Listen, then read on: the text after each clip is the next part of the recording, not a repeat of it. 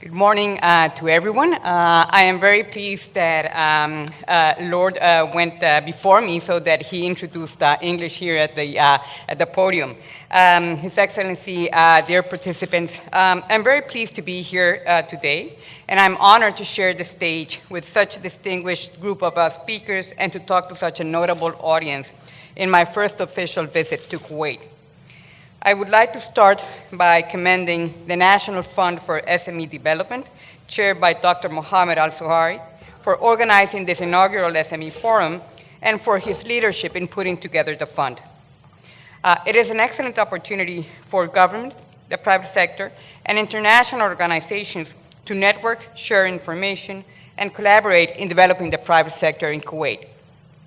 My remarks today will focus on three topics: the importance of SMEs in economic development, the World Bank Group support to the National Fund, and key priorities going forward. At the first point, let me start by saying that there is increasing recognition of the importance of SMEs in supporting overall economic growth. According to a recent survey of nearly 50,000 firms in 104 countries, SMEs provide as much as 2/3 of all employment, with small firms contributing more to employment in low-income countries than high-income countries. Our cross-country research also suggests that small and young SMEs are the net job creators in many countries. At the same time, research shows that growth and productivity among SMEs varies widely from country to country. While over a life cycle of 40 years, an average firm in the United States, for example, grows by 7 times its initial size, it grows only 2 times its initial size in India. Such a difference in growth and productivity translates into missed opportunities in increasing the GDP per capita in countries where SMEs face growth constraints. Both business environment, the regulatory environment that governs the cost of doing business, and firm-specific factors, entrepreneurship skills, access to credit, and markets, tend to affect the life cycle and growth profile of firms in developing countries. In Kuwait, as in many countries, having a healthy, vibrant, barrier-free SME ecosystem is critical to economic development. In fact, the private sector is anticipated to provide employment opportunities for a rapidly growing Kuwaiti labor force and to lead economic activities in various sectors to reduce the country's reliance on oil resources. I believe this aligns closely with Kuwait's Vision 2035, which envisages a revival of the entrepreneurial spirit of its people. This revival will allow the private sector to take a leading role in the economy, creating ample jobs for nationals, with the government playing only a supporting role.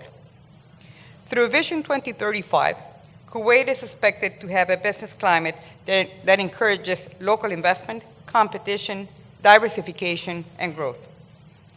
The World Bank's group team analyzed Kuwait economic activities with an aim to assessing SMEs' contribution to GDP, value added, employment, and productivity. The analysis reveals that the value added by SMEs in Kuwait trails behind peer economies.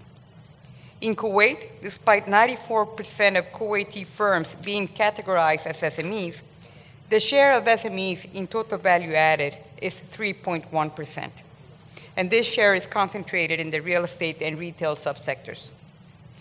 SMEs employ 23% of the total workforce in Kuwait. However, their contribution to the economy is marginal at 3%. So what are the main challenges faced by SMEs?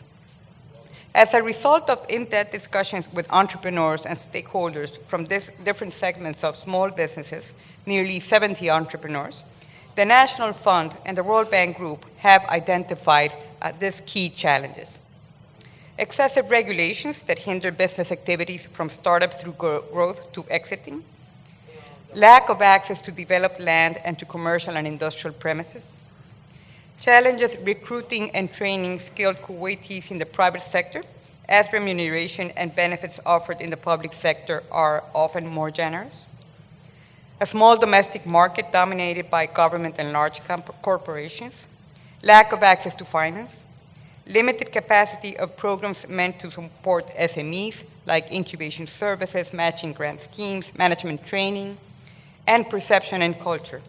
SMEs said a majority of workers prefer government jobs because of the lower risk and perceived low social status of entrepreneurs. So the World Bank Group has been closely following the government of Kuwait's leadership to address some of these constraints by supporting the diversification of the local economy and promoting the growth of an SME ecosystem. These efforts have led to the establishment of the National Fund for SME Development, which aims to help the country make great strides in its efforts to support youth, combat unemployment, and enable the private sector to drive economic growth. The bank group is privileged to work with the National Fund in supporting its vision. Our current engagement with the fund focuses on supporting its institutional establishment through a 2-year technical assistance project, which supports the implementation of the National Fund strategy and takes a holistic approach to the development of an SME ecosystem. In particular, we are supporting the National Fund in the following thematic areas: SME business environment, SME business development, entrepreneurship culture development, data collection, monitoring, and evaluation, and organizational setup and IT architecture. Going forward, more work will be needed to advance the specialization and internationalization of SMEs. This will entail improving the efficiency of SMEs in order to link them with local, regional, and international value chains. The National Fund will take on this specialized role while continuing to serve the wider community of SMEs in Kuwait and improving the business environment to facilitate entry, retention, and exit of enterprises. I would encourage entrepreneurs to take full advantage of the opportunities offered by the National Fund to help them achieve their dream ideas. I also encourage the National Fund to provide additional venues for interaction where public and private sector representatives can address common challenges, discuss opportunities for SME growth, and ensure that the voices of entrepreneurs are well heard. When governments and the private sector work together, they can have a major impact on diversifying economies and promoting inclusive growth. In Kuwait, I look forward to working with all of you to put the World Bank's Group global knowledge at your service so that the dividends of trade and investment can be shared by as many inhabitants of GCC as possible. I am excited about our collaboration going forward, particularly in this region, which carries such tremendous potential. Thank you very much.